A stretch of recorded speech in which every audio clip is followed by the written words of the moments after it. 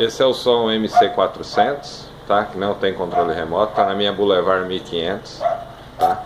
Então eu coloquei esse alforge frontal, onde eu coloquei o módulo aqui dentro. Eu uso um celular, tá? Mas pode usar MP3, iPod.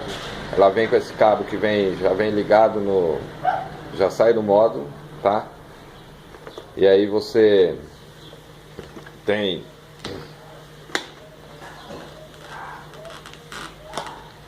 esse controle, tá? Que você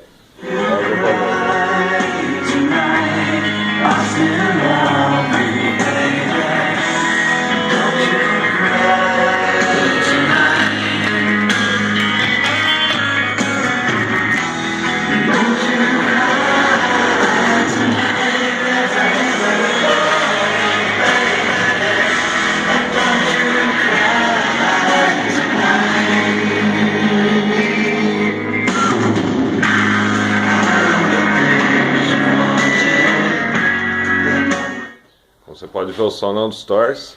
Ele já vem com esse suporte que você já coloca direto no retrovisor, tá? Bem simples a instalação.